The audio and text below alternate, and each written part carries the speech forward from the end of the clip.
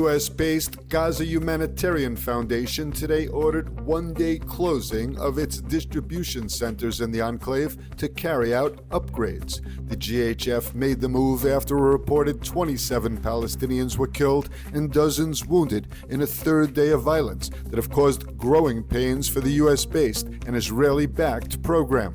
The announcement said that the closure was for upgrade and efficiency improvement. Operations will resume tomorrow.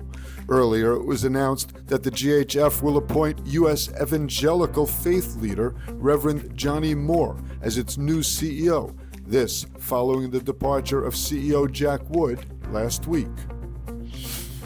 An initial IDF probe into the mass casualty incident near the GHF distribution site in Gaza found that troops fired at Gazans who got lost en route to the aid center. Apparently, the Palestinians approached soldiers while trying to find their way at night. The army held an assessment to discuss Hamas efforts to prevent the distribution of food packages by the American-run Gaza Humanitarian Foundation. Meanwhile, security officials are accusing Hamas with trying to incite the Gazan population to storm the Israeli border. The army has reportedly allocated intelligence resources and forces while clarifying open fire orders for senior IDF commanders on the ground.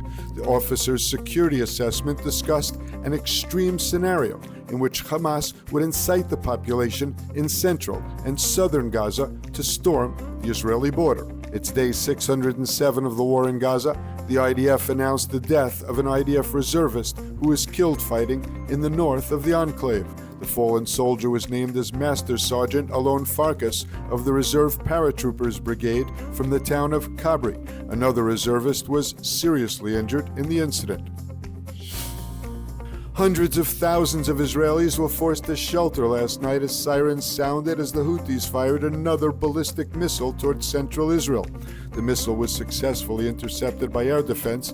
Since Israel renewed its Gaza offensive on March 18th, the Houthis have launched 45 ballistic missiles and at least 10 drones at Israel. Some fell short and one impacted at Ben Gurion Airport. And Israeli residents of the Golan Heights were also required to shelter after a pair of rockets were fired into the Israeli side of the Golan.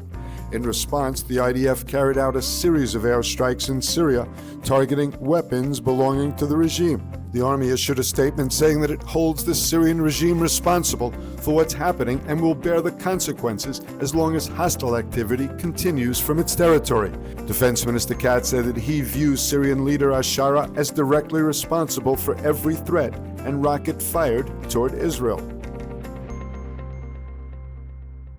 Experience the power of truth with ILTV News. If you're looking for quality content and captivating visuals, join our news community and become an integral part of our team as we embark on a mission to unveil the real Israel, dismantling the web of lies and misinformation that surround reporting on Israel.